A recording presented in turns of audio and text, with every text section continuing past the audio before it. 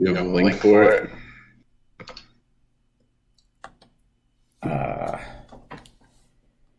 Not yet. Hang on. I'm trying to just get my tabs set up. Okay.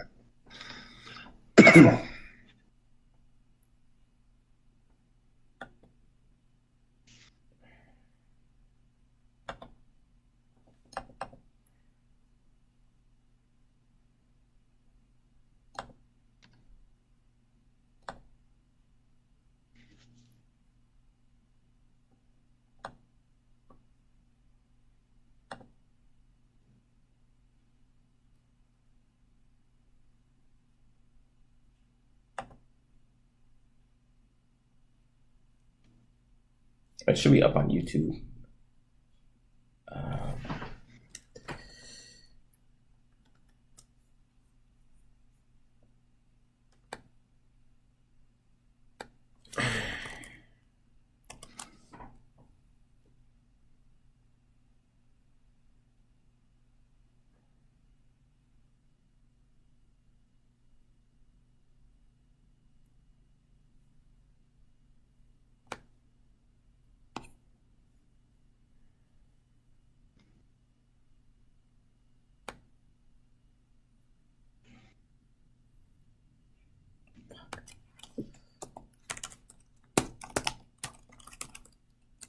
Shouldn't this get easier?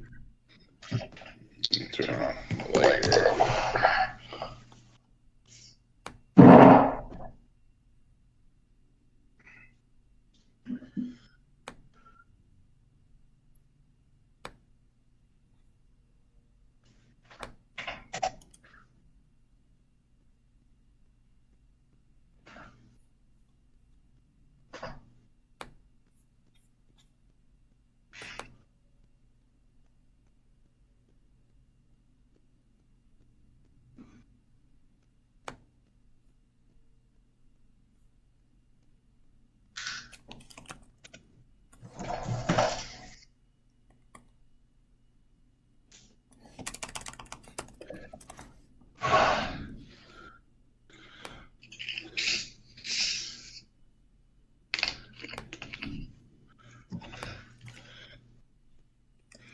I'll put it in the Skype chat.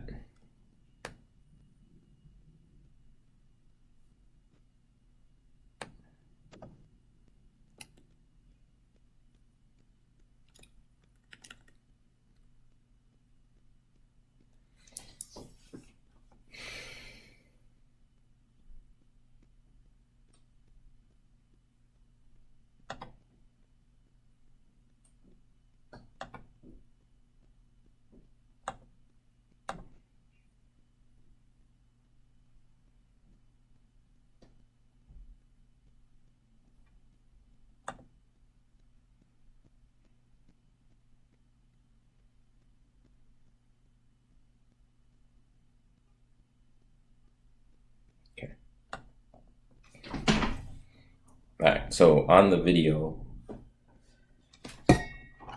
on YouTube, I see me.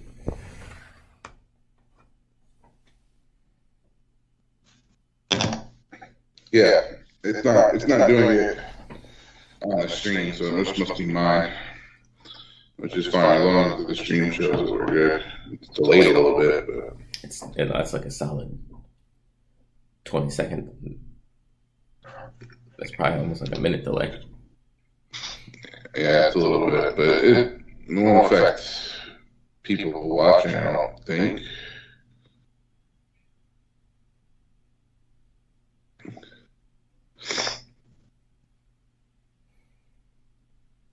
I'm gonna try something real quick. I want to see if I can have my internet open.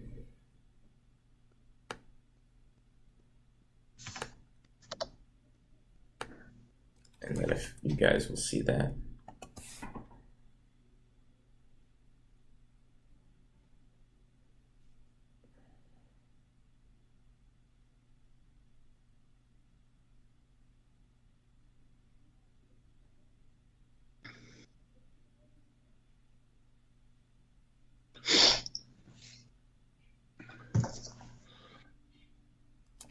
it sounds like. Sounds good. My hair always so wild. Haircut.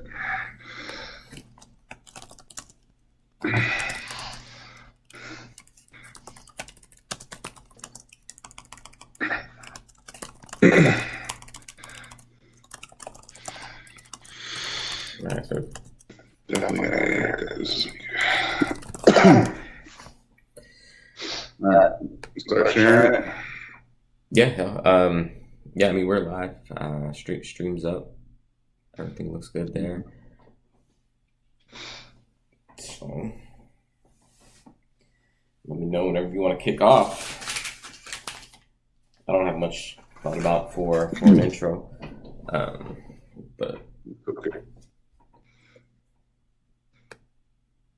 I wish I knew how to play our intro music. when we start. Yeah, that's all right. I'll work on that. And it automatically records when we're doing this, right? Yep. Well, it records to YouTube. Yeah. Yeah. All right, sweet.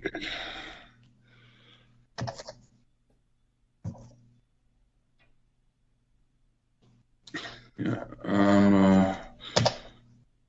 Let's see. And you got the chat up. Yeah. Okay. I am ready whenever you are. I'm good. All right. Kick us off. Welcome to week 5.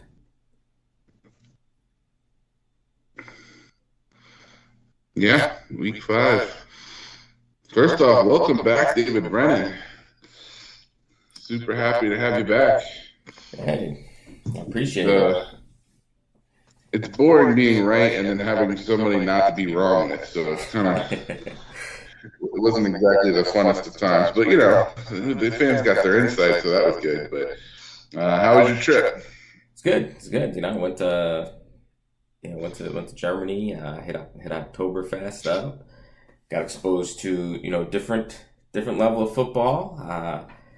Some soccer. We went to the Bayern Munich game. That was a lot of fun.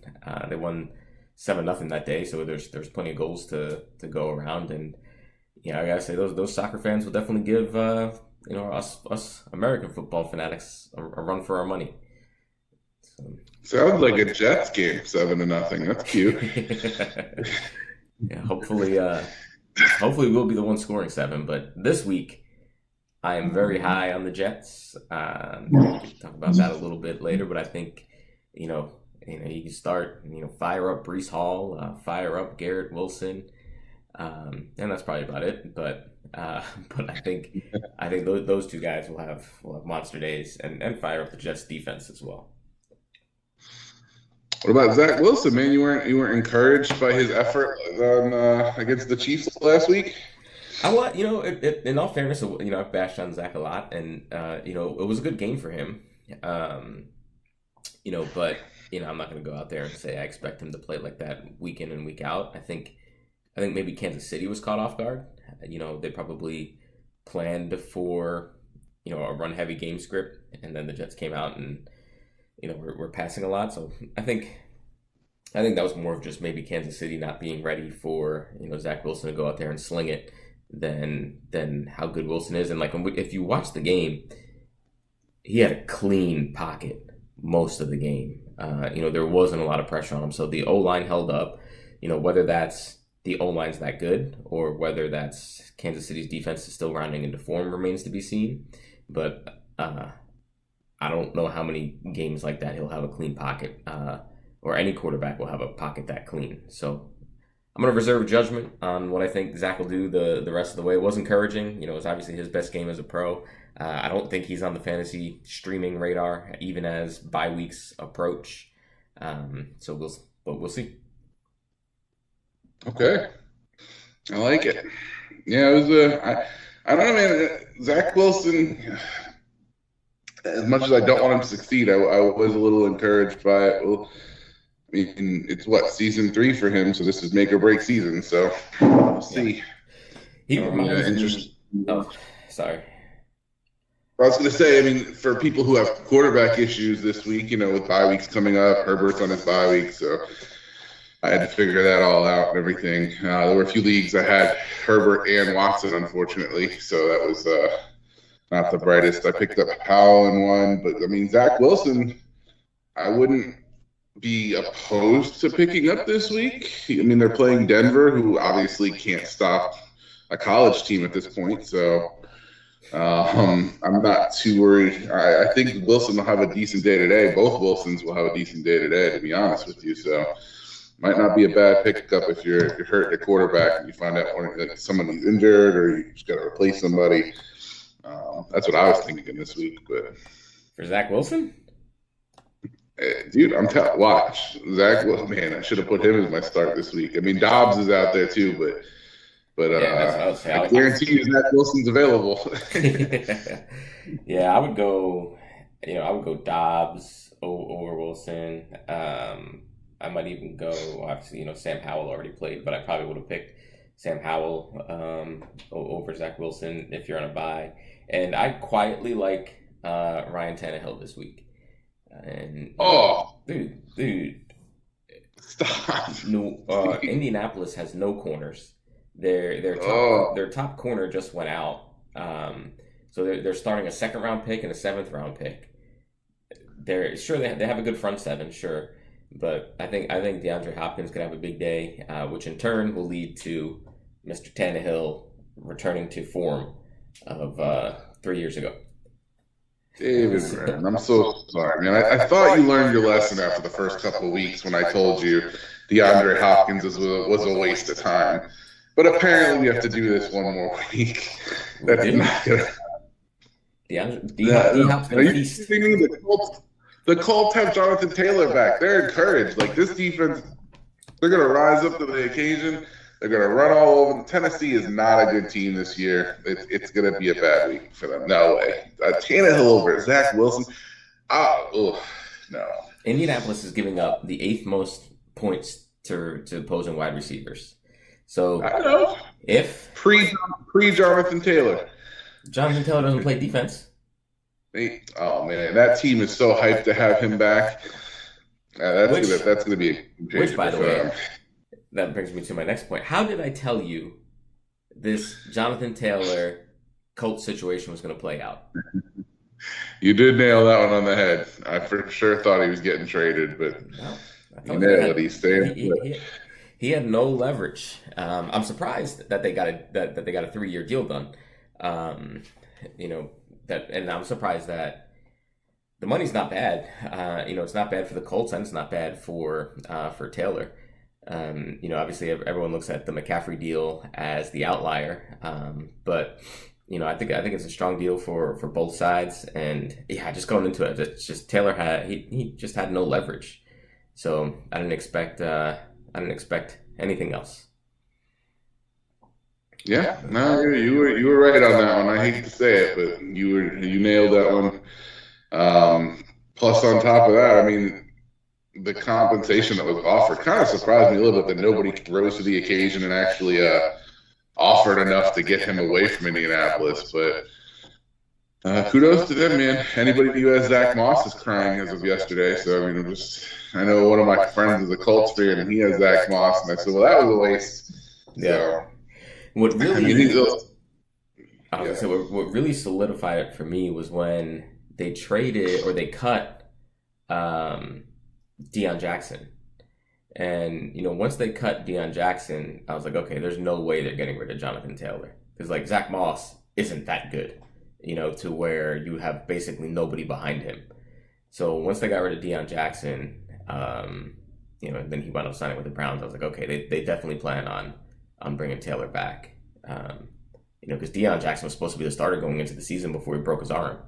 And then, Zach Moss, earned it. He earned the job. And then once they moved on from Deion, I'm like, okay, yeah, they're definitely bringing Taylor back. Well, Moss is the one who broke his arm. Oh, was it? What, Moss did? Yeah, Moss broke his arm. Well, whatever. Either way, once they got rid of Deion Jackson. Jackson was just a waste of space and that they didn't want to keep anyway. So I don't know if that really solidified it for me, but yeah, I mean, like I said, you knew it right all along. You've known it since preseason. So kudos to you, man. I can admit when I was wrong. So you were right. Good call on that one. I never tire of hearing that. Creating advice. Yeah, but maybe I should be an NFL GM instead of a fantasy GM. There you go. So talk to me, man. How well, I was gonna ask how you're doing in all your leagues, but you're in like 15, so we don't have that much time. But in your most important leagues, give me like your two most important leagues. How are you doing? Absolutely terrible. See, this is but this is why. So I knew this was going to happen when we started our pod. When we started Manalytics, we started it early in the fantasy season. And it just so happened that all my fantasy running mates happened to watch the show and took my advice. And that kind of screwed me over a little bit. So yeah, there were a lot of leagues, especially my daughter. My daughter's in a couple of my leagues with me, and she knew too. She made sure she stole Herbert from me early. She didn't give a damn. St. Brown, I got locked up in a lot of leagues, but now he's hurt this week, which didn't help anything. Chubb, that was a devastating loss. But yeah, between people taking the picks as I told them I wanted, Laporta was another one I wish I got. A lot of people were high on him. I was super high on Laporta. He's looking good, but yeah, it's been a rough season so far considering I gave all my secrets away, but it's well worth it because this show's exciting and I'm happy to do this rather than be successful in fantasy against my friends. I hear you. I get. I'm debating that. Yeah, I'm off to a rough start, and in my main league, I'm 1-3. I got the most points against. So I'm gonna blame it on that. I mean, points for, I'm fourth in points for. So I've been putting up points, just running into some of those buzzsaw matchups, and my view on that is like that stuff always finds a way to even itself out.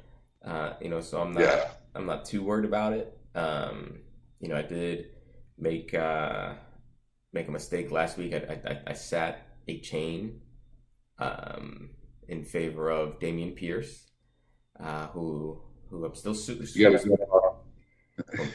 I'm still super high on him long term. What I didn't realize is how beat up Houston's offensive line is.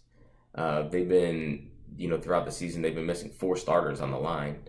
Not all at the same time, but it's been a shuffle at offensive line, and so they're going up against Falcons defense that's one of the strongest against the run in terms of fantasy backs.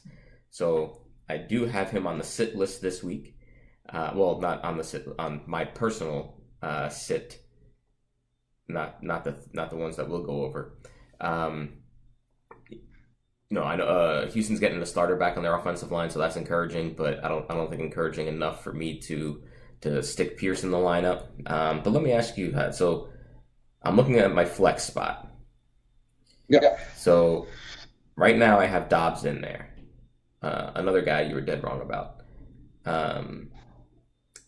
Now don't let that influence your opinion. Romeo Dobbs.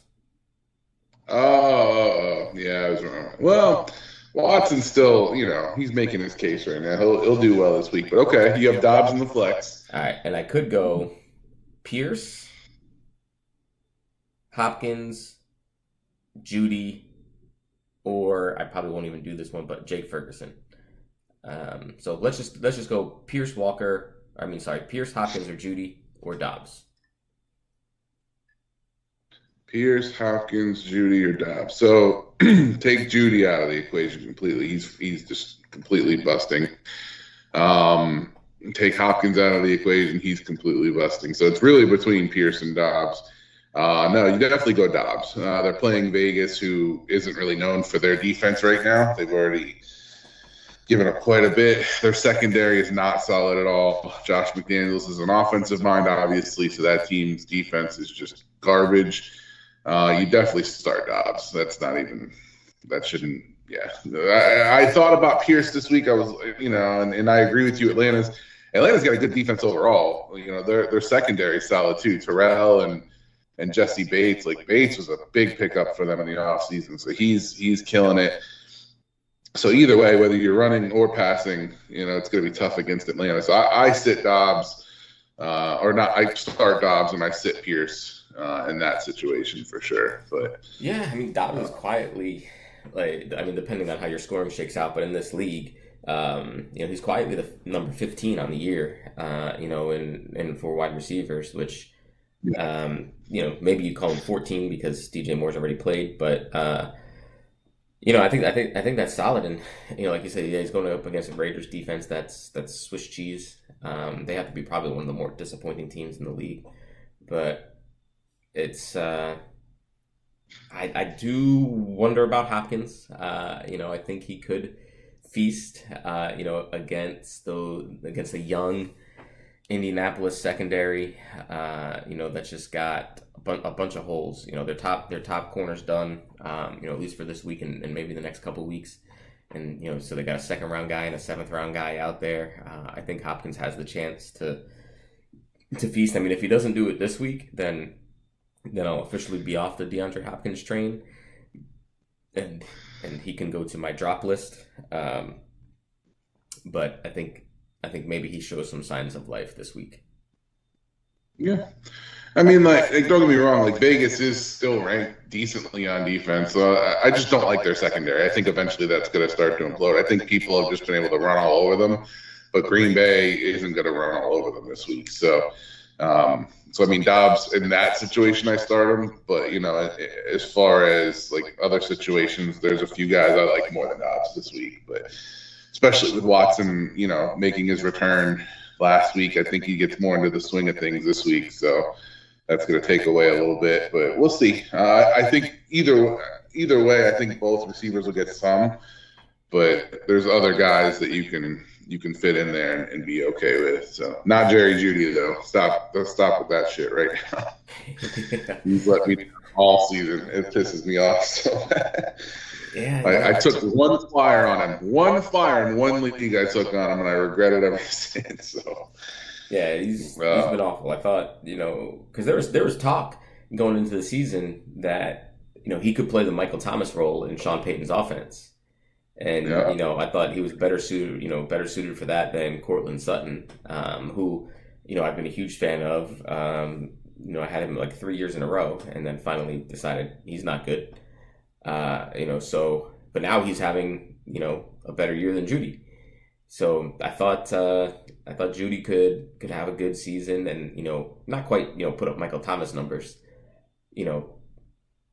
but I thought he'd catch the ball. It's musical chairs in Denver. It really is, because every season you think this receiver is going to do good, and it goes like 3 years ago or 2 years ago, whatever it was. I picked Sutton out for the year. Yeah. Then I picked Jeudy, terrible year, or he gets injured. Like every other year, I'll switch it up, and it just the other one fails me, and the other one does good, and it's just a nightmare with them. So I give up on them, honestly. Even though Denver's offense isn't terrible, considering a lot of it came from garbage time when you're down 70-20. But I mean, Russell Wilson's still not the worst quarterback this year. So I mean, maybe they'll pick it up. Maybe Jeudy will pick it up eventually. I just don't trust him yet. So, like you said, Sutton right now I trust more than Jeudy. I picked him up in one league to offset the Jeudy pick, but we'll see. We'll see how they develop throughout the season. Yeah. Right now, I think who are they playing this week? They play the Jets. If I remember that, yeah, exactly. That one, you don't start either one of them. I don't get. But I mean, obviously, if Sauce is against Jeudy, that's just a nightmare right off the bat. So I don't know. Sauce has been bleeding receptions, so he's not looked good this year. He's not the same guy he was last year, but he's still solid. He's still a good corner. And I don't see. It's not like Judy's going to overpower him with his talent. So it's like if it was Justin Jefferson or not Jamar Chase right now, or St. Brown versus Gardner, I'd be like, okay, I'm okay with it because he's kind of not doing so well this season. But No, Judy and Sutton. That's not a matchup I go with against the Jets. So, Yeah.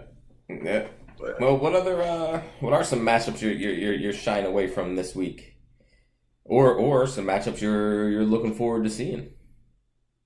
well, I have a few starts and sits. Do you want to go into our starts and sits, or do you want to? And nobody's really on now, so that's No starts or sits it is. yeah. So that's why I was just kind of trying to fill some time until Yeah. people. Um, well, I can watch it later too. But yeah, right now, I mean, stuff I stay away from. Anybody in Atlanta, stay away from Drake London. I don't see. Houston's been a good defense this season so far. I'm not. Bijan might get a little bit, but he's not going to get what you think he's going to get. That Houston defense is scary, man. D'Amico Ryans is really turning that team around. So I got to say, I'm impressed with what he's done so far there. Hey, wait a minute! I got Josh Allen to Stephon Diggs touchdown. Oh Jesus! Sorry, I have Stephon Diggs, so Yeah. sorry, I didn't mean to interrupt, but these are the live breaking news, that you can only get on Manalytics, baby. So, Oh man, that's what hurts our show too. Is these stupid Sunday morning games, damn it, which I do love and should be watching. But I'll write we should write a letter to Roger and let him know. yeah, you're interrupting our time. That's probably why we don't have a lot of viewership right now. Yeah. One of us needs to start dating Taylor Swift, I guess, and then and then people will tune in.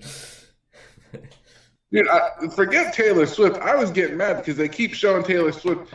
Ryan Reynolds should be the focus, damn it. He was in the box. He came off the bus. That's my guy. Forget Taylor Swift. Ryan Reynolds is where it's at.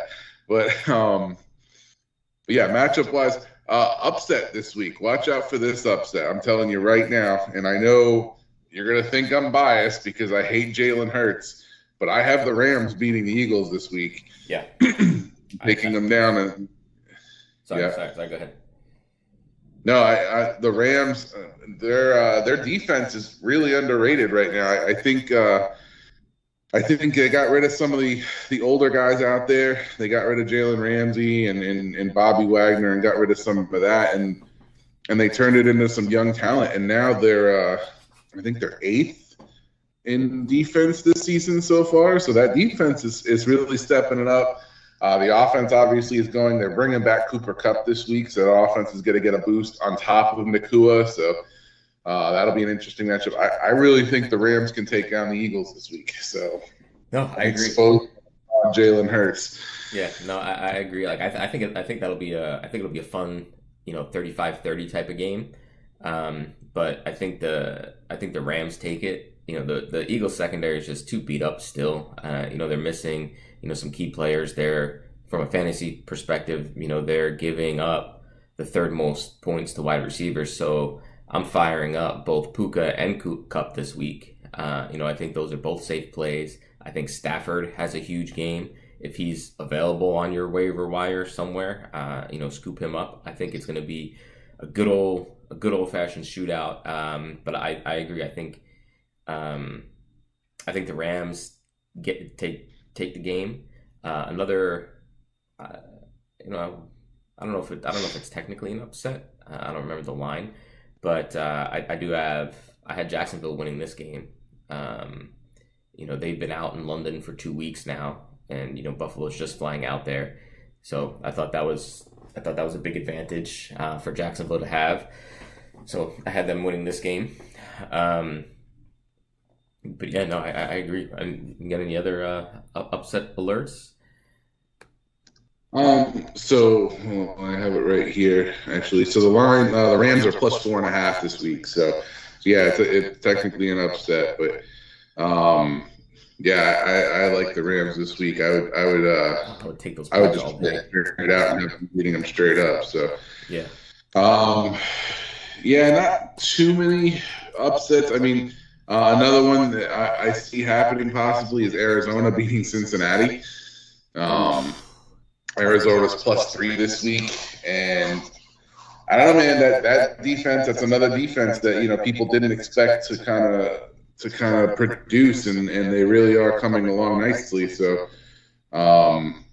at least with the turnover battle and everything, they're still giving up a lot of yards. So I mean, I'm not too thrilled about that, but some of these turnovers and pick returns for touchdowns, they've really been helping that offense. And Dobbs looks solid. Like I've already started to hear reports that the Cardinals are gonna start to go away from Kyler Murray. So that's something to look into a little bit and see where Kyler Murray ends up, if he stays or not.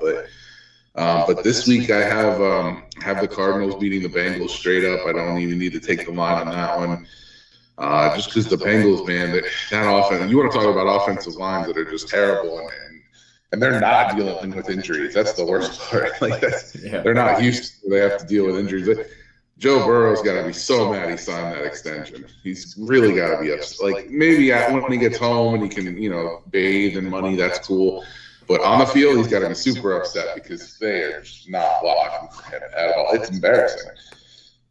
Like he's the offensive line has single-handedly ruined our wide receiver pick this season. I don't know if you remember that or not, but we had Jamar Chase being pretty damn solid this season, and he should be. It's not his fault. It's just they can't get the ball out, and it's they can't run the ball. Mixon is a good running back, and they can't get any room whatsoever, any push at all. It's just terrible. Like I watched their line, like their starting center. They talk about their starting center, Ted Karras, like he's an anchor on the line. Ted Karras couldn't start for us 2 years ago or 3 years ago. He was our guy that would come off of the practice squad to fill in a spot when we had an injury. So I mean, I don't know what's so big about this line and what's so great about it. I know they picked up Lyle Collins from Dallas. There's a reason they let him go.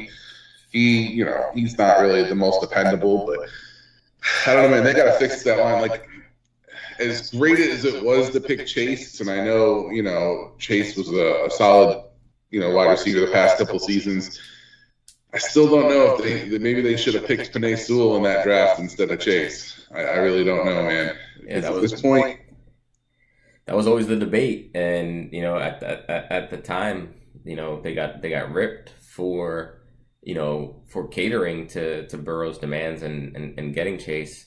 So it remains to be seen, if they can solve that left tackle problem. And, like you said, so they got the center from your boys that couldn't start, and then they snagged the left tackle from Kansas City, and there's a reason Kansas City was willing to let him go. Orlando, because Orlando Brown. They spent a couple years trying to rebuild their offensive line, and last year they nailed it and they won the Super Bowl. But they saw something in Orlando Brown. Like if you find a franchise left tackle, like you don't let him out the door. So the fact that they were willing to let him go or let him walk, just to me goes to show that okay, like there's something there. Like if you have a franchise quarterback and you find a franchise left tackle, you don't let them out the door. The second they made that signing, I thought they overpaid for him. But yeah, and that's, you're right. Like the problem isn't the effort. Like Cincinnati is trying to rebuild this line. Yeah. It's just the GM failed. That's what it really is. Like the only reason they hit on Chase is because, like you said, Burrow asked for him. It wasn't they scouted him and were like, oh, this guy's going to be the best big talent. Like it's not like Cincinnati's hitting on a lot of their draft picks either. Like they're not second, third, fourth rounders. A lot of these teams are picking up linemen there. Not to be biased towards New England, but Mike Onwenu was a late pick, and he's one of the top guards in the league. Cole Strange, was a first-round pick. He's a great guard when he's healthy. He's not healthy right now, but last season he was solid. Like he was one of the top guards in the league. So, like the talent's there. The GM just has to see it. So I think that's the problem. It's not a lack of effort; it's a lack of intelligence. So. Yeah, that's where Cincinnati's failing, and I think this week they fail again. And I think Arizona shocks some people and takes this win. I could be wrong. Maybe they band together and like, okay, we can't lose to Arizona, and then if Burrow gets enough time, then obviously they're going to beat Arizona. But I just don't see them getting enough time. I think Arizona gets to them quick, and I think they take that. I'm gonna disagree there. I think this is the week that that the Bengals bounce back. I don't think it's a blowout, but Actually, you know what? Yeah, I'll go ahead and I'll say that. I think the Bengals blow them out. I think this is the week they bounce back. I think this is the week Josh Dobbs, you know, returns to the third string quarterback that he should be. He had some great moments at Tennessee, the University of Tennessee, not on the Titans, but yeah, I just can't see the Bengals being that bad for this long. For what it's worth, Burrow was officially off the injury report, so maybe that calf is fully healthy now. I'm not buying it, but I think with all the noise, like what we've seen at least thus far in this year in the NFL, is that when people start complaining, they start getting the ball. AJ Brown complained as they were winning, and then he blew up for 9 catches, 130 yards, and 2 touchdowns. Jamar Chase, has not been complaining, but he's been showing some frustration. So I think they feed him this week. What's his face? Well, they don't have a choice. T. Higgins is out this week, so that's another thing that hurts. They don't have a choice to feed him. T. Higgins is out, which, by the way, if you're looking, it's bye week, so if you're looking for some pickups, Tyler Boyd has feasted when T. Higgins has been out, so that could be a good streaming pick for you. Back on the upset tip, I do think that Minnesota takes down Kansas City this week. I think that's another. Yeah. Oh yeah. I do, and I have big hopes for Kansas City. Speaking of streamings, and if you're looking for some bye weeks fill in, I think this is the last week you'll be able to get Rashee Rice. From Kansas City standpoint, he's been dominating wide receiver targets. Obviously, he still trails Travis Kelce in terms of targets, but he's the leading wide receiver when it comes to targets. I think this is going to be his breakout game because Minnesota's pass defense is horrendous. So target Rashee Rice if you can. If he's still out there, pick him up. If you need somebody to throw him into your lineups, I think he's going to have a big game. I don't think he's going to be available for you next week. And I think ultimately Minnesota wins that game. But what do you think? I put in Rashee Rice this week too. Just see, I had some bye weeks. St. Brown going down, kind of hurt. So yeah, I hope you're right with that because I put him into my lineup. I'm hoping he has a big week, but it's weird because you're saying that Rice is gonna have a big week, Mahomes is gonna have a big week. The Vikings defense is garbage, but they're gonna win. They're gonna win. Like they're not. So this is one of those games where I kind of just throw stats out the window, right? And I look at it and I say, right now Minnesota's 1-3. They're not a 1-4 team. Like they're better than 1-4. And the way that Kansas City's playing, they're not as good as 4-1. Like, 'cause if they win this game, they'll be 4-1. So I think this is kind of one of those get right games, where we see Minnesota play better than they've been playing, and we see Kansas City not able to overcome some of the deficiencies that they've shown. I mean, for Christ's sakes, they almost lost to the Jets. They made Zach Wilson look like Aaron Rodgers. I understand, but wait a minute. This is Manalytics, so analytics go out the door in certain aspects. I hate that you just brought that stat up, that Minnesota's not a 1-4 team, therefore they're going to win this week. What if they were playing San Francisco? You going to say the same thing this week?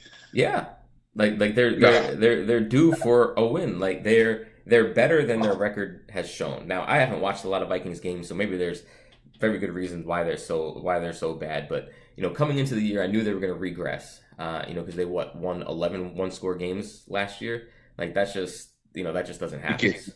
Yeah, that's just not sustainable. But so they're better than their record shows, and they're fighting for their playoff life. You're not going to go 1-4 and make the playoffs. You can barely go 1-3 and make the playoffs.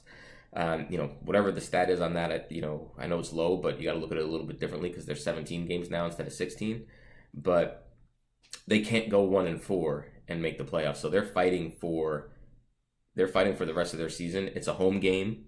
So far, they're 0-2 at home. Like I can't see them going 0-3 at home. I can't see them going 1-4. The Chiefs are 2-0 on the road. They haven't played like a 3-0 road team. They haven't played like a 3-1 team. Again, like when you make Zach Wilson look like Aaron Rodgers, I have questions about your defense. And Kirk Cousins is He's over 1,200 yards, 11 touchdowns, only 4 picks. They're going to win this game, and they're home dogs. Like, they're home dogs by 3.5. Like, they feel the disrespect. They're gonna come out. They're gonna win this game. Okay. Yeah, I'll politely disagree with that one. That's Hey, the Vikings. You got the Cardinals beating the Bengals. I think that's a much bigger stretch than the Vikings beating the Chiefs. Wait a minute. Joe Burrow's been like the worst quarterback in the league this season. You think it's a stretch that I have him losing again this week? Are you serious? He's healthy. Like, wait a minute. He's healthy. Oh, come on.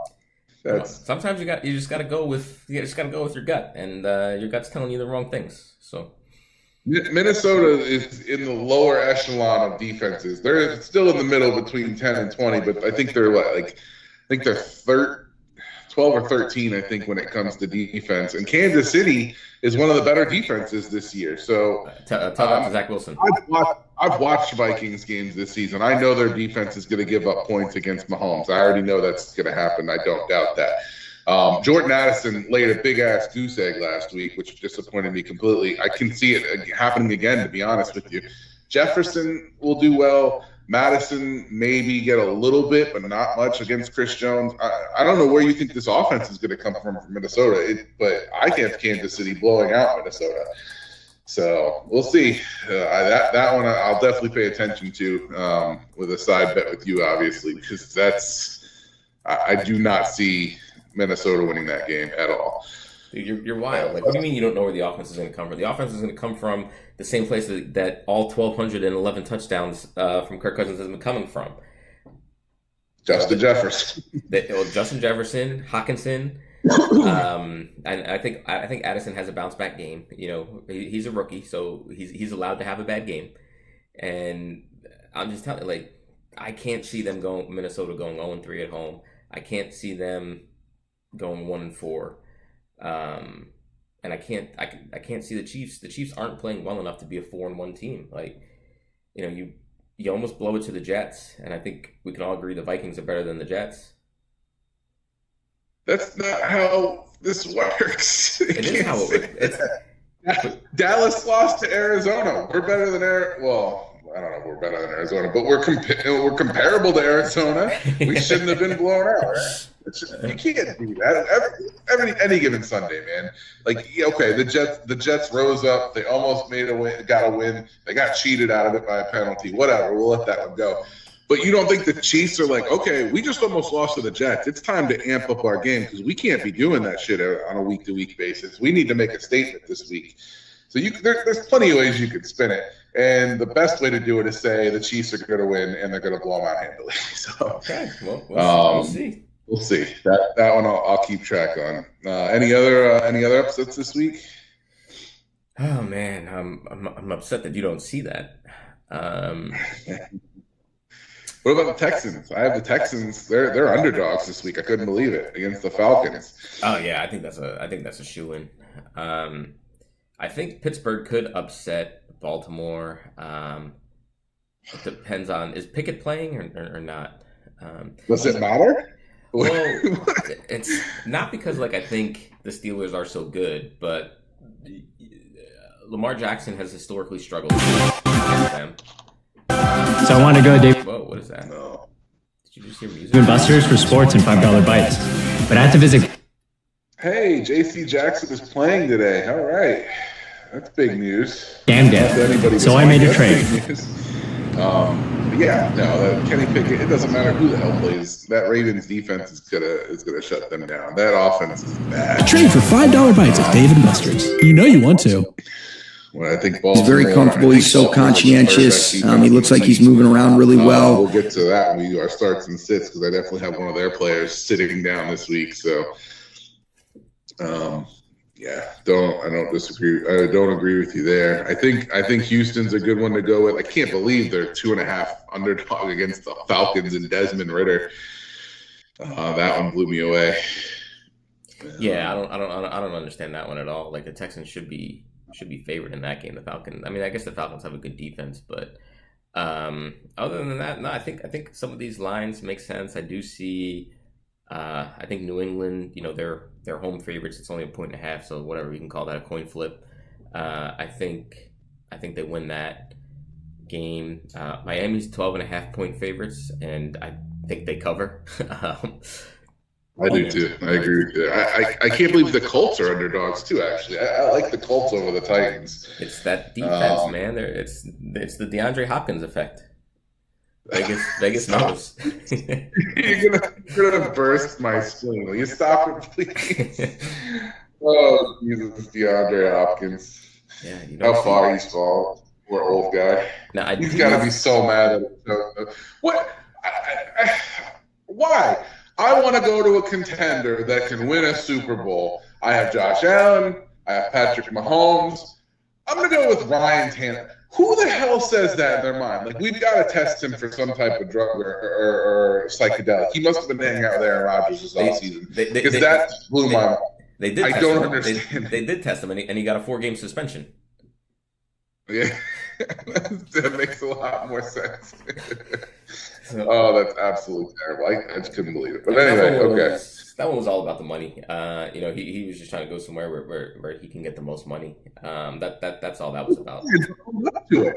Own up to it. That's all I say. I lose respect for him because of what he said in the audio. I want to play for a contender. I'm going to go to one of the worst quarterbacks. I'm going to go to a team that has 3 quarterbacks that they don't know who's going to start from week to week. So Jeff, real quick, I'm gonna ask you this question. So Nick Rhodes just put in the chat. Thank you for tuning in, Nick, and thank you for chatting. He was offered in a dynasty league. He gets Laporta and a 4th to give up Stroud and a 1st. Is that an insulting? Don't do it. He says, isn't that an insulting trade? Should I be offended? He gets Laporta at a 4th. Yes. And he gives up Stroud on a 1st. Yeah. I mean, I have to look at his team, but absolutely not. No, Stroud, I've been saying this since the offseason. Stroud is the best quarterback in this draft this year. Yeah. He will be a solid quarterback. He's one of the top quarterbacks already. I'm shocked he already started to come along as fast as he has.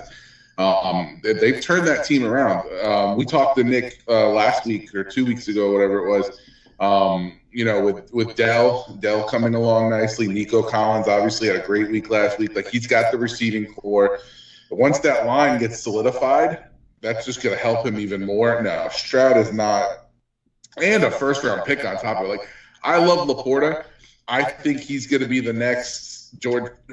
I think he's between George Kittle and T.J. Hawkinson at this point. I think he's better than Hawkinson, maybe a little less than Kittle. But I think he's going to get some major points in Detroit. But quarterbacks, unless you have a solid quarterback to back you up or 2 quarterbacks in your league, I would hold off on that one. Yeah, Stroud's going to, especially in a dynasty, Stroud's going to be good for a long time. Yeah, I agree. Like, the only way I would maybe entertain it is if you flip those picks. Like, if I got Laporta and a 1st for Stroud and a 4th, yes, then I'd entertain it. But like Nick, you were asking, should I be offended? Yes, you absolutely should be offended that somebody offered you that trade. Give a little backhand to them for sure.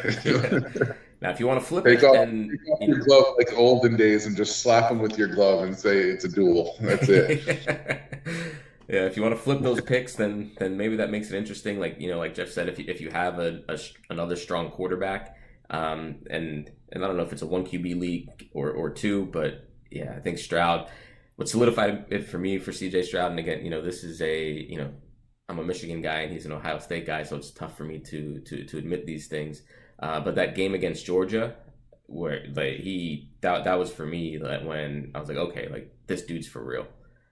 He was going against a far superior team with NFL players all over the line, and he single-handedly kept Ohio State in that game. Yeah, I said it. I said it at the draft. Carolina screwed up. Yeah, I agree. They screwed up. Stroud should have been the number 1 pick. It was just they believed in all that crappy hype, and yeah, they failed on that one. So yeah, but like you said, if you got Herbert as your starter right now, it's a 1 QB league. Then yeah, okay, you can afford to trade him away. That's not a big deal because Laporta is still a strong player. Like, he's going to be a top 5 tight end scoring in the league for quite some time. I'm mark my words on that. So, because solid tight ends are hard to come by. So if you have like a Herbert that you're going to be keeping and you're not going to be keeping Stroud, then yes, make the trade. Maybe not the 1st. Maybe I'd say give him a 3rd or a 2nd. if you're already solid at quarterback and you just need to upgrade tight end, but yeah, if you need a quarterback, if you're hurting at quarterback or you're not sure about somebody, I would keep Stroud. Yep, I agree. I agree. I think, and like you said, like somewhere between Kittle and Hawkinson. Now, from a skill set, maybe he's not as skilled as Kittle, but from a fantasy perspective, I like him better than Kittle already. Yeah. So like Kittle's just. I'm sorry. I just meant normal skill. He's going to be between those two, but fantasy wise, he's a top 5 tight end easily. Yeah. He's going to be those ones competing with Mark Andrews. And I mean, Waller's out this year, obviously, but and Kelsey's going to be out soon. But him and Andrews, I think, will be the top tight ends going into the future. Yep, I agree. I tell you, who's not a part of that is Darren Waller. Thank you very much, New York Giants. What a failure! How do you screw that up? We go and get our guy an offensive weapon finally, and just don't throw to him. I do. Maybe we should be head coaches or GMs because this just doesn't make sense, man. Like, I just don't get it. Like, and it's not like he's being double covered to where they have to force it somewhere else. Like, he's getting single coverage. They're just not throwing to him. They don't have plays designed for him, and that's a day ball probably more than anything. That's why Buffalo. They did come out and say this week that they're gonna make an effort to get him more involved and give him the ball more, which is encouraging, but it's also kind of strange to let your opponent know your game plan. I was going to say, if there's anything we've learned from this show and this season, is anything that a GM or a coach says goes out the window right away for fantasy. Yeah. So let me ask you, I have Darren Waller, and I also picked up Jake Ferguson on the waiver wire. So obviously the Cowboys play San Francisco this week, but Jake Ferguson has been a huge safety net for Dak. So should I consider starting Jake Ferguson over Darren Waller? No. Any other team they play, I would say yes. Yeah. Not against the Niners. I'm sorry, man. That team is just so stacked. You know what I found out this week too? They're $45 million under the cap. Oh wow. It blows my mind how good that team is. And they still have cap space. Like, they can go out and get somebody else. Like, that defense, I'm a big believer. I think they're going to win the Super Bowl this year, personally. But, obviously that's, easy to see after the first couple of weeks. But that defense, though, if you're going to go starting a tight end against that defense, I'm a big believer that your defense is great, absolutely great. If you have an all-pro or a Pro Bowl caliber player at each level of the defense, which they do. They've got Bosa, they've got Fred Warner, who's a all-pro linebacker. They have Mafua, who's an all-pro safety.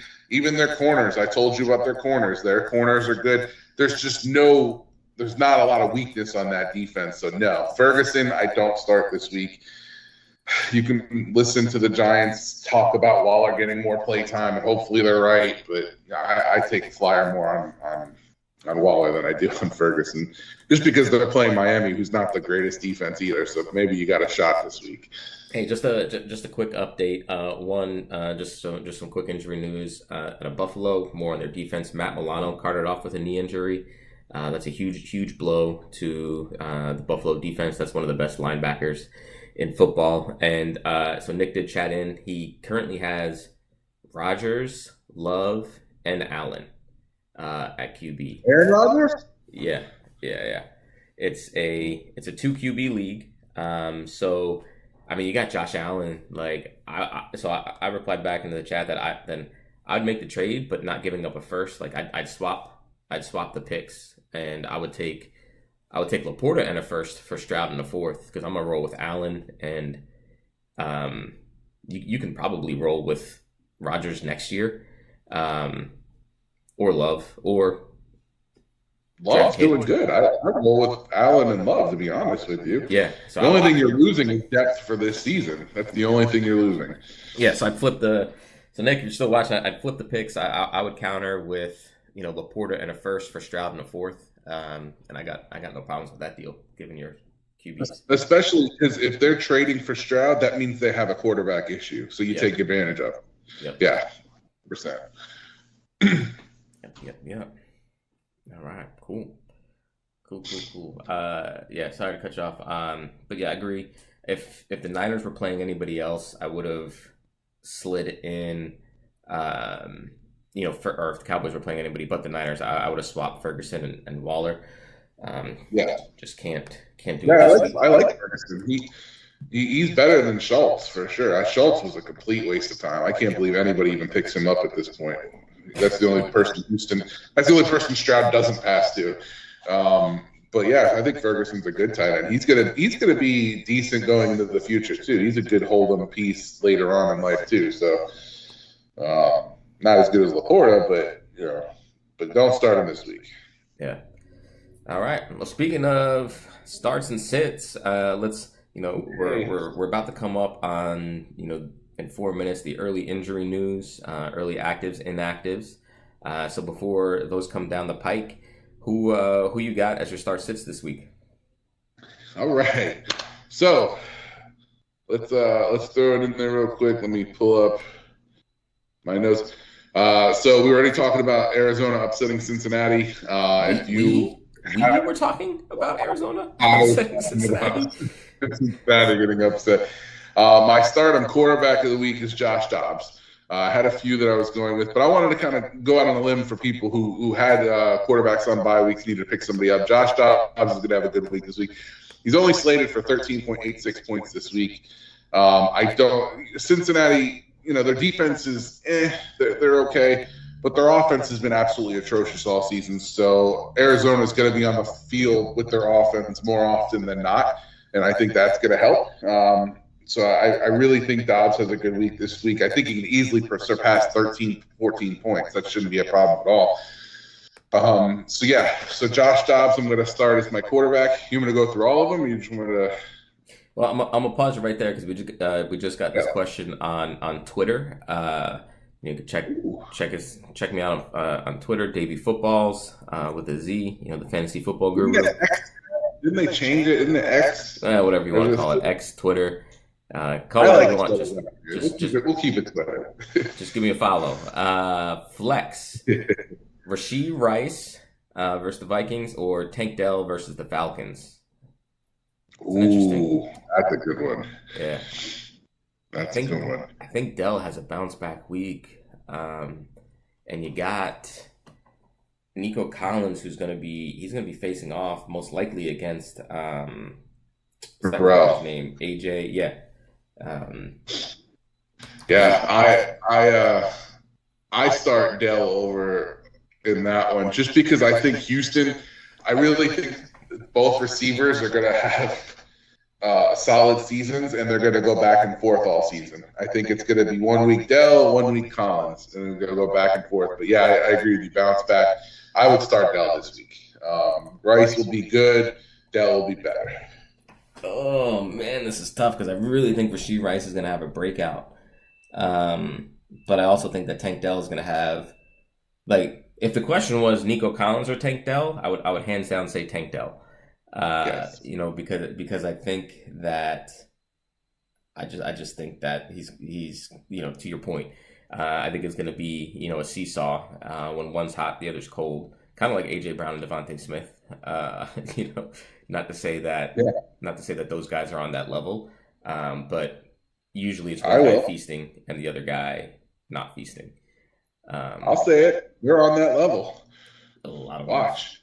At the end of the season, Nico Collins and Tank Dell will be competing with Devontae Smith and AJ Brown. Book it. Because they have a better quarterback than Philadelphia does. But damn it, man. I think so. I think Tank Dell. So here's the deal. So Tank Dell's going to get more targets than Rashee Rice, I think, this week. Yep. And whether or not Rashee Rice capitalizes on the few targets that he gets, I don't know. But dang it, that's a tough one. All right, I'm going to let leading Kansas City in targets, though. Wide receiver targets. Kelsey's leading overall. Yeah, but leading wide receiver targets is a little misleading.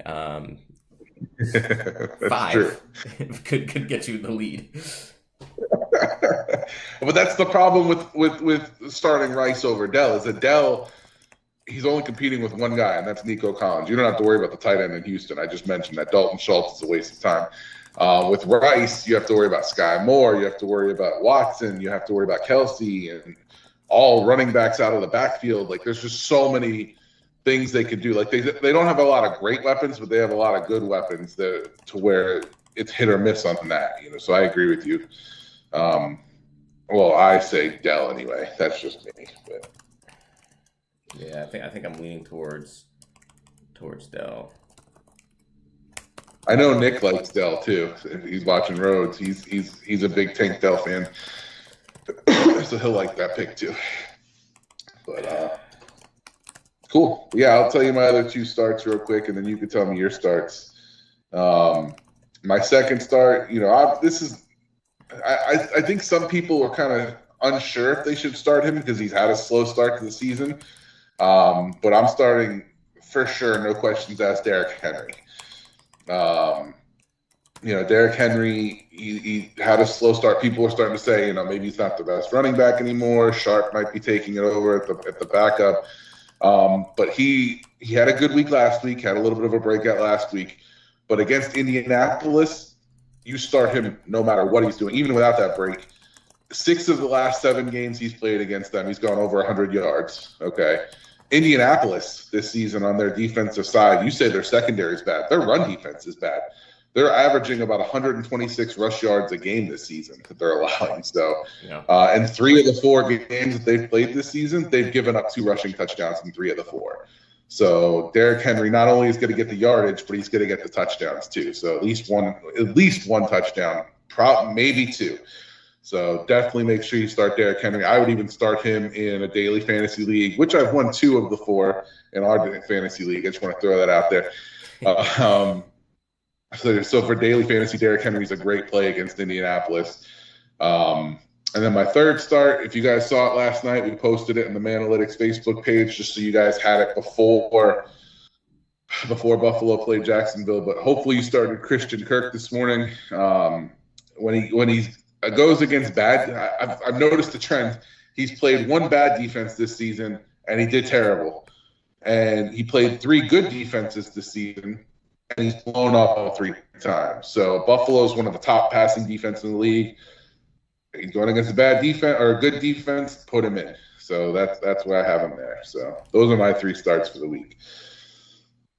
Interesting. What about you? All right, so I'm going to kick it off. Any criticism for him? Or?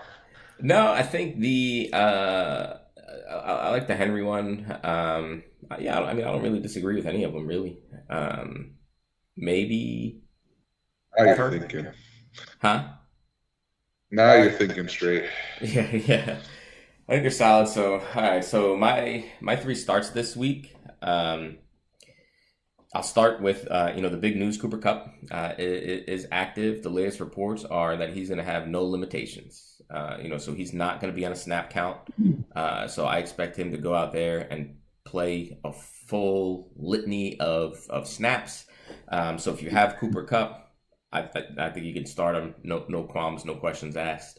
Get him in your lineup. I do have him in one of my leagues. I'm starting him this week. So I think you can go out there. Like, the Eagles secondary is banged up. They've been awful. We talked about it earlier. They're allowing the 3rd most points to fantasy receivers. And now what are you going to do? You still have to worry about Puka Nacua. So you can't double Kupp. You can't bracket Kupp. Because now you got a viable. Huh? And Atwell. And yeah, Atwell's I was just about to say.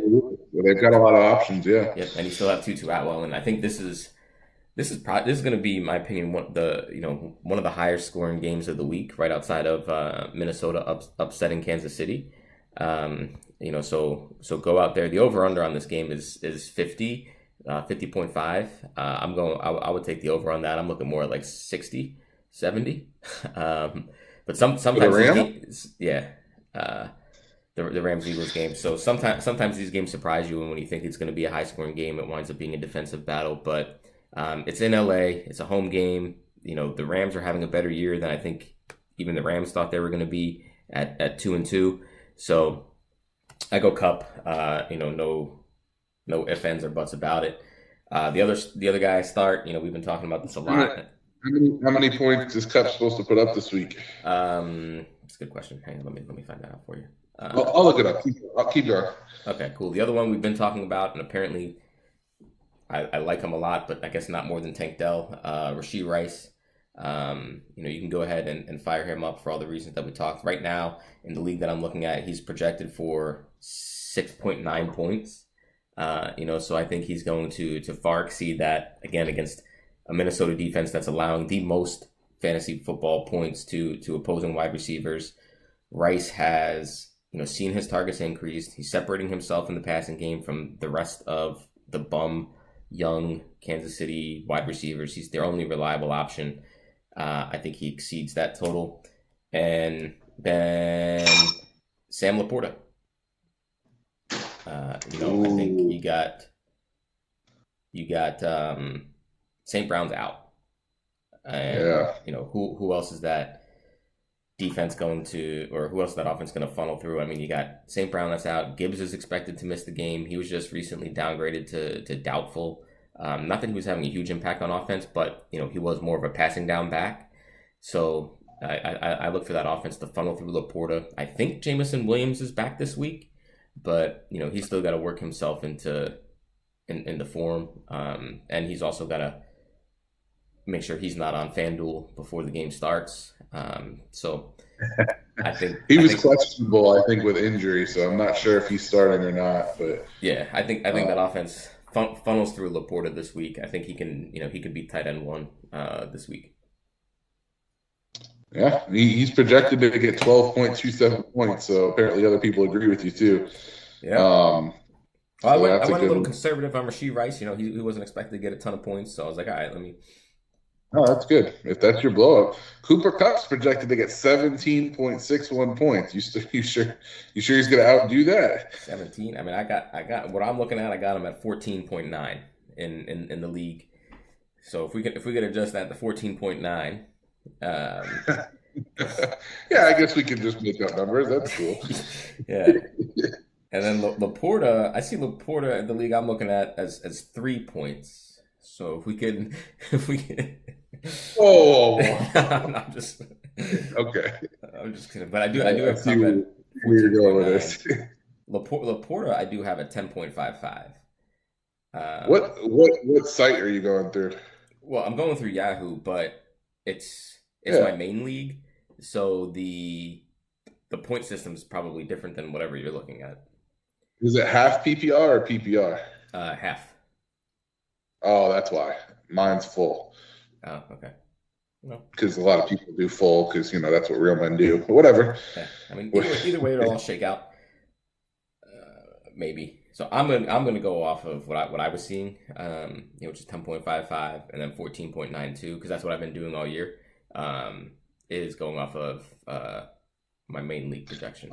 I'll give you 14 for Cup, but I'm only giving you half a point per reception, so I'm going to check that out.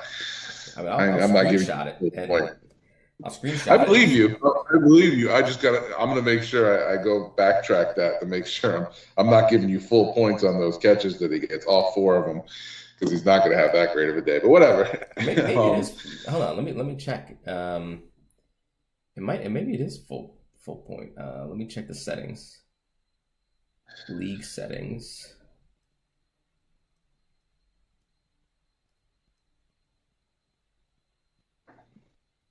Here's mine.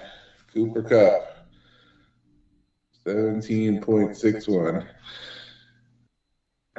So 17. Oh, you know what the difference probably is? So it is 1 point per reception. But it's 1 point per 15 yards receiving. Oh yeah, I'm giving you that. 17.6 what it is. Gotcha. 17 points. That's like, who is that for? That's for Cup? That's for Yahoo right here. Cool, I'll show you. Yahoo on your league though? Yeah, full point per reception. So I'm full point for reception. And so what do you have receiving yards as 1 for every 10 yards? Yeah. All right. Crazy. Okay. Huh? I said, all right. I mean, my sits should even out, I guess. But All right, so sits. I'll let you start with your sits. Who you got this week? all right. Also, fire up Brees Hall. Like he's not in my starter sits because I thought that was fairly obvious. But then I was looking again, and like Matthew Berry had him as RB19 this week. I think he's going to finish he's more likely to finish as RB9 than RB19. So fire up Brees Hall. I think he has a huge week. I'm glad you bring that up because we actually talked about this before the show, and you said, did I have any trade targets? So he was actually a trade target of mine this week. I'm trying to buy him low right now because everybody's like, all right, Aaron Rodgers is out. You know, this offense isn't going to move anywhere. Brees Hall's worth isn't really that great. So I'm out there trying to buy Brees Hall at as low as possible because I think this is going to be the lowest point he will be throughout the season. He's officially healthy. There's no more limitations for him because of that injury. He's officially back and ready to go. I think that Jets offense isn't going to be as bad as people think. I still think Wilson's, great. Hall's still going to be great. I think Dalvin Cook's not diving into any of his carries whatsoever, to be honest. So if you have a chance to trade for Brees Hall and you could do it for fairly cheap, I think you should take that option because I think Hall's going to have a solid season throughout the rest of the year. That was one of my big trade targets I was going for. And I hate to say that because it's a Jets thing, but oh, come on, you got to get off that now. So real quick, so I agree. Like this is your last chance to buy Brees Hall low. So do it. I think Cook probably has a decent game today as well. But real quick, coming through via Twitter, pick one, PPR. Nico Collins, Aaron Jones, Isaiah Pacheco. In a PPR,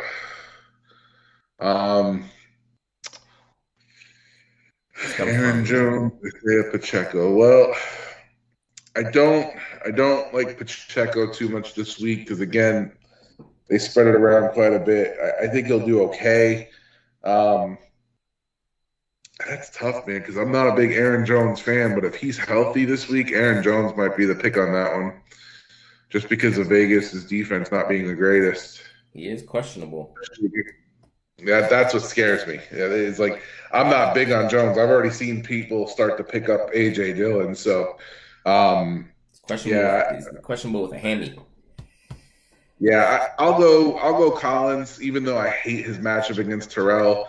But if you are confident Aaron Jones will be healthy for Monday night, which that's the toughest part of it, is you have to wait till Monday night to find out. So it's like there's no starting Nico Collins if you can't figure that part out. So I would start Collins just as a safety measure. But if you're confident Aaron Jones will play, Aaron Jones is the better play this week. Hold on now. So we got to I gotta be America's honesty broker here. So we both said that Tank Dell was gonna have a better game than Nico Collins. And we don't like Nico Collins this week. So are you saying that I didn't say I didn't like him. I said I like Tank Dell more this week. I still like Collins. Collins is still a beast. 6'4", speedster. No, I still like him. It's just harder. Old boy out of Atlanta is good. AJ. I know that. His last name. AJ Terrell's a top corner. He's a top 10 corner in the league. I don't disagree with you, but we've also learned this season that corners don't travel anymore. So Collins will still get some plays. It's not like he just lines up in the same spot all the time. So Terrell doesn't travel. No corner does anymore because they're all wimps. But Collins will still get some. Aaron Jones, I just don't trust him. So Isaiah Pacheco, 8 points, 15, 23. And so now he's playing a Minnesota team that you expect Kansas City to blow out. And typically when teams blow teams out, they tend to run the ball more often towards the end of the game. So that's why I'm struggling with you picking Nico over Pacheco. Is your logic's not consistent enough for me, sir? That's not first off, Kansas City has 3 running backs. Like Edwards-Helaire is starting to get a little bit more into the mix. So I don't know if you saw that or not. Stop it. He is. Stop it. He's starting to take away from the carries. Kansas City has one running back. Yeah. Yeah, he really. So last week, Pacheco had 23 points. Edwards-Helaire had 2. Yeah, he's really. I didn't say points. I said carries. He's starting to get more. 2 weeks ago, he had more carries. He had 3 carries for 12 yards against the Jets. Last week, yes, but 2 weeks ago he had more carries. I'm just saying, I don't believe in Pacheco this week. Minnesota's run defense is one of their better attributes. They're one of the better. They're in the upper echelon. Like I think they're like 12th in run defense. So their running defense isn't terrible. And if they're going to pass out of the backfield, Pacheco gets some of it, but McKinnon tends to get more of the passes than anybody. So I know no, I'll go with Collins on that one. We'll see. We'll check that one out later. But why you have Pacheco? I want to say Pacheco. Hang on, let me just. I just see too many passing yards coming out of that game. I really do. But because even when Kansas City's up and blowing them out, they still pass the ball because they're cute like that. Yeah. Man. I'm just replying back to this guy and Pacheco. Look at that, everybody. I got him speechless. I love it. All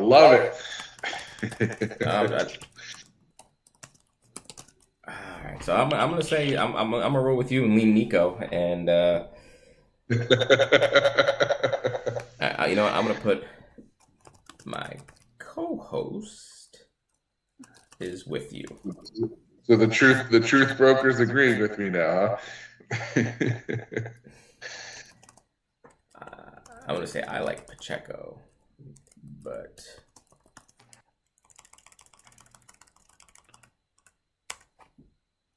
all right, just dropping now. I'm putting you on this one, so if it's wrong, this guy will still follow me. Smart idea. When in doubt, blame Jeff. Gotcha. Hey man, I got a rep to uphold. All right, sorry. So you were leaning into, or I was about to lean into my sits. Yeah.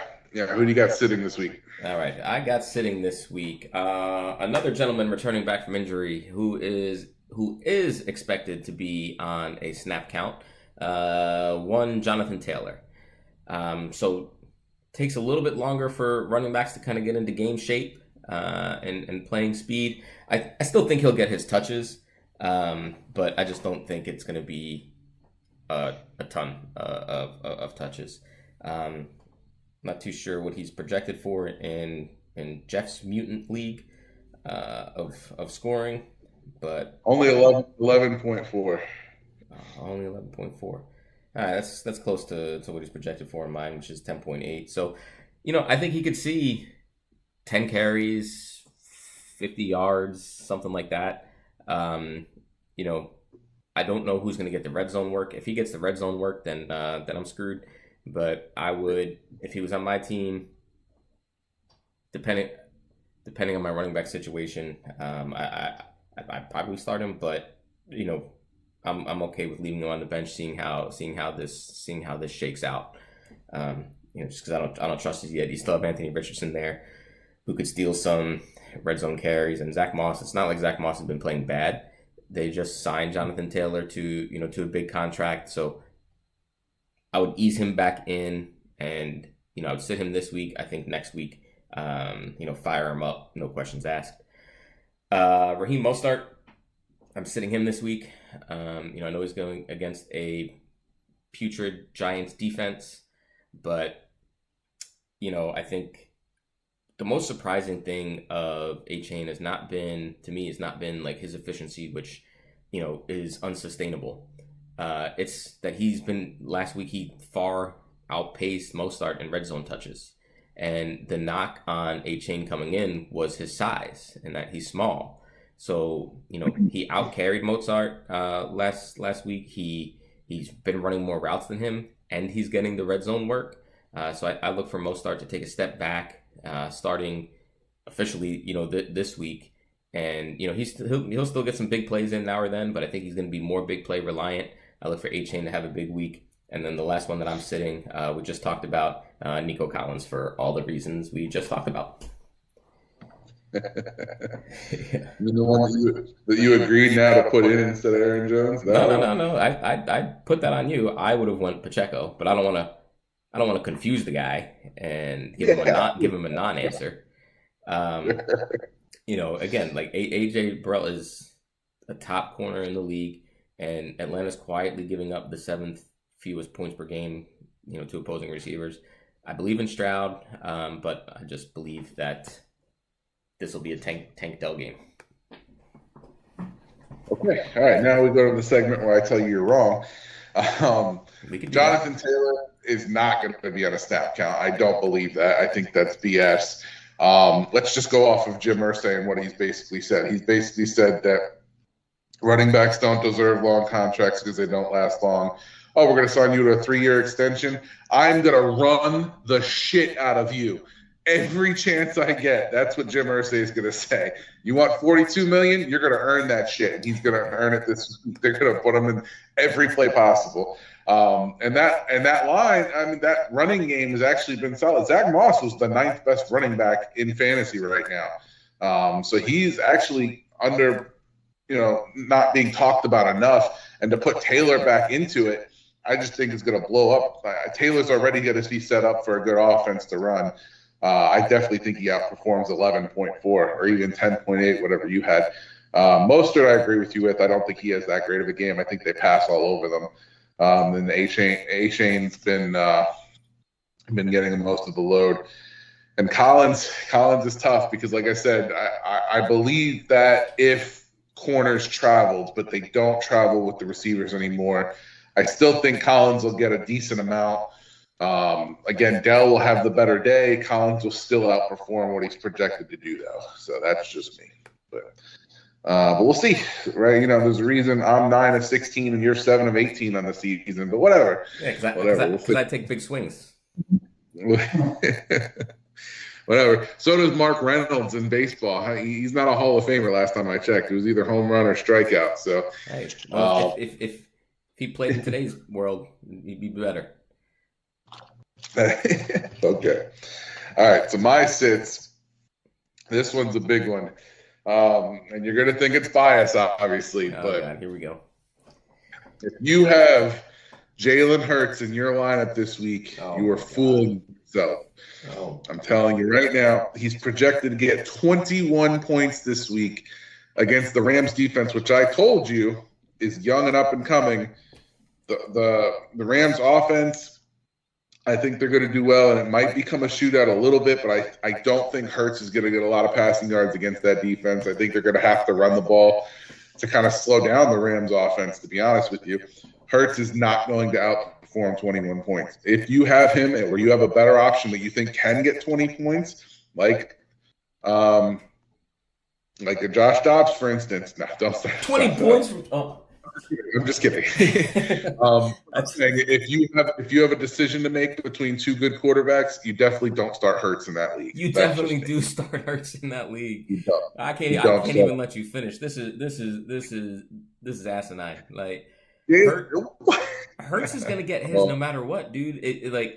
Do I think he'll have a great passing game? No, but he'll get at least 1 or 2 rushing scores on the ground. Like you can pencil him in for 3 touchdowns almost every week.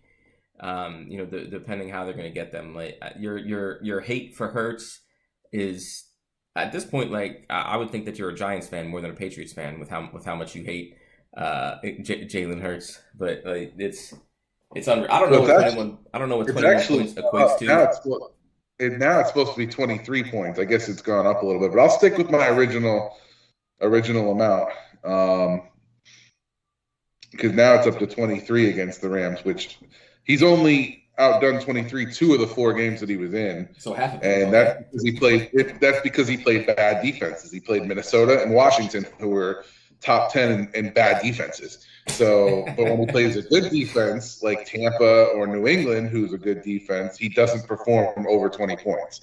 Hang on. Rams defense is just as good as the Bucs and the Patriots defenses. No. So No. Uh, It's okay. not. It's not as good as the Patriots defense. It could Not be. only It could you be as good bench as the Bucks Jalen defense. Hurts this week, you bench Jalen Hurts next week when he goes against the Jets too. How about that? Mark it. Bench him against the Rams, bench him against the Jets. Jalen Hurts is a fraud. He's a product of the system, and the system's not going to save him this week. Period. 2 rushing touchdowns for Jalen Hurts. And, This week? Yeah. Oh, I can't wait till Aaron Donald gets his hands on him. Oh, I can't wait. Dude, if Jason Kelsey is going to smother Aaron Donald. Actually, dude, that's a great matchup to watch. That is a great matchup, actually. Yeah. And Donald's going to win that matchup because Kelsey's older. But I don't actually believe that Kelsey smothers him, but that's a really good matchup to watch. I'll be interested to watch that game. Yeah. Yeah, thank God it's a 4:00 game because I wouldn't have watched it at 1:00.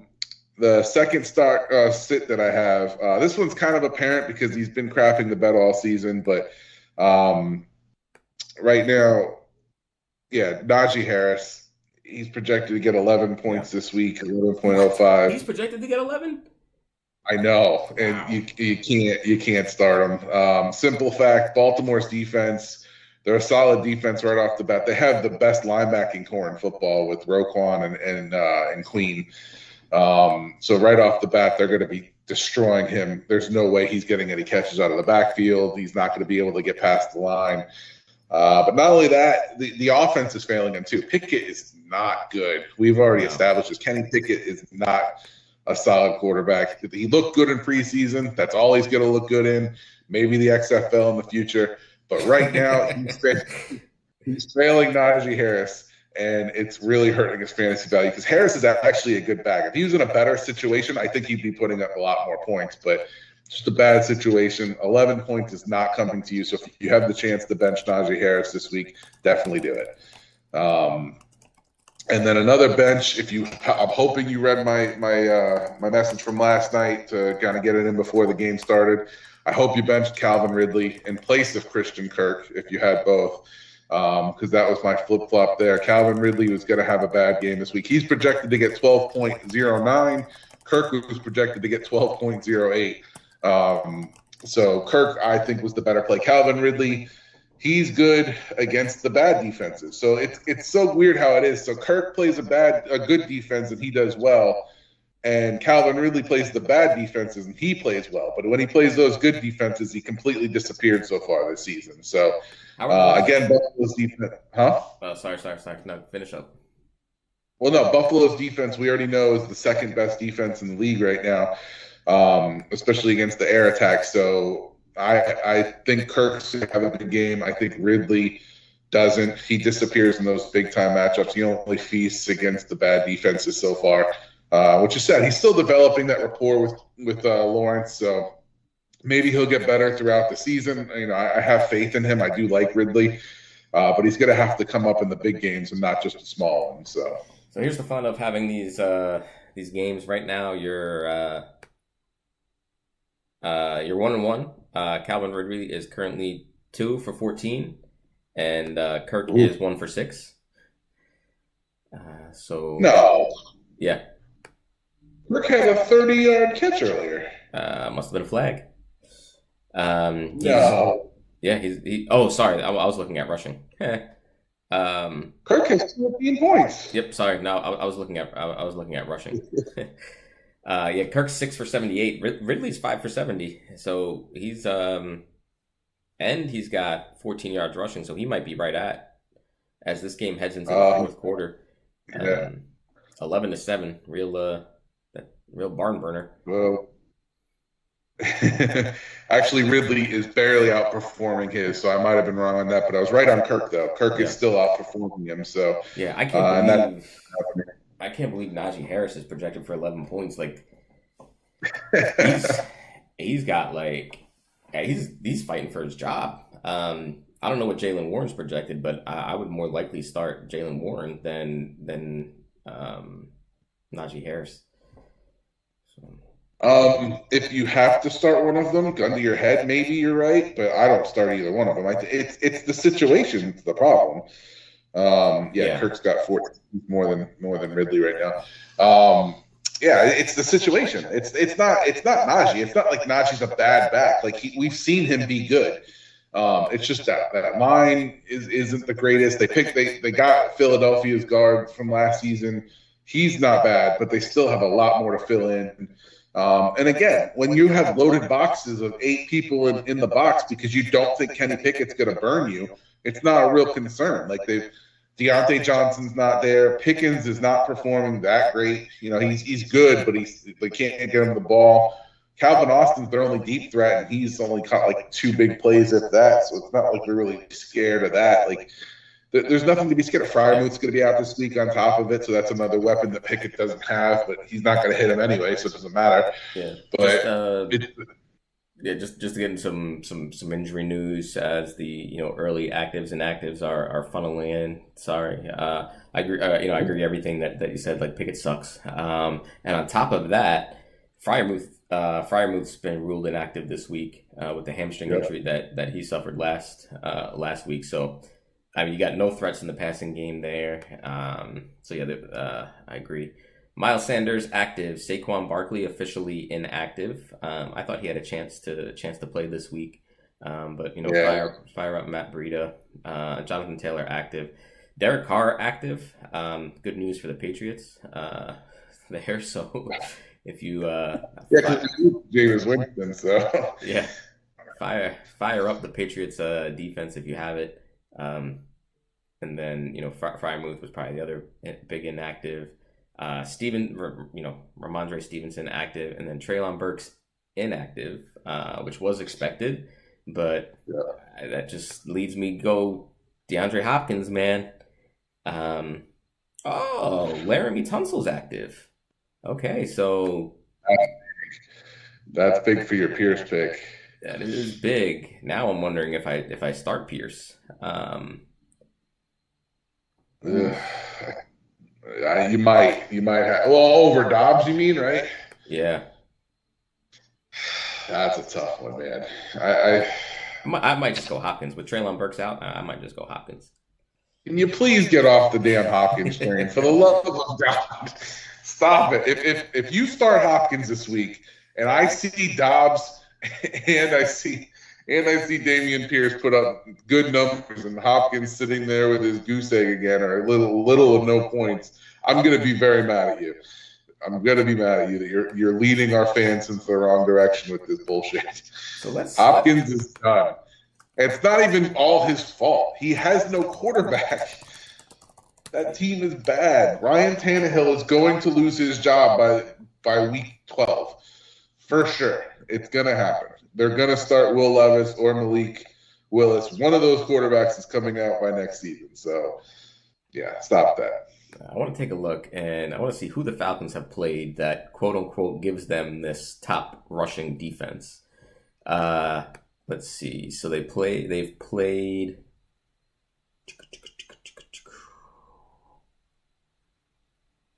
the Panthers, who don't really have much of a run game. They did play the Packers in week 2, but I think somebody was out that game. Then they played the Lions, and let's see, did Montgomery run all over them? Because I'm just wondering if the Falcons, bottom 10 run defense in terms of points per game was aided by a soft schedule. Let me see if I can find out how. I can find it right now. Falcons.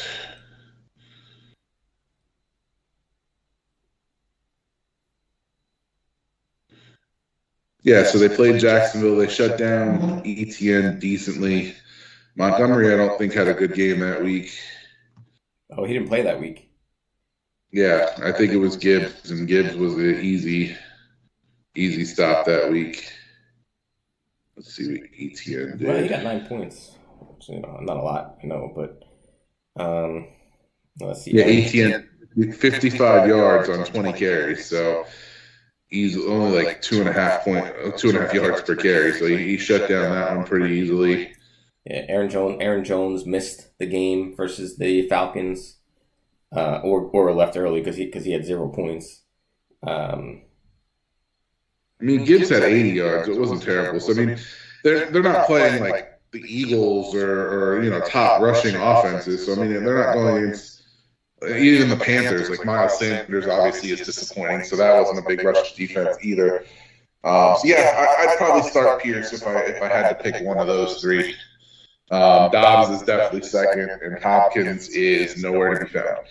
So I'd rather start nobody than start Hopkins this week. I just want to point. So That's how bad. the Colts secondary has allowed 783 yards and 5 touchdowns to wide receivers. With good quarterbacks.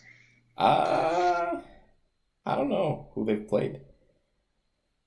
They've played, let's see.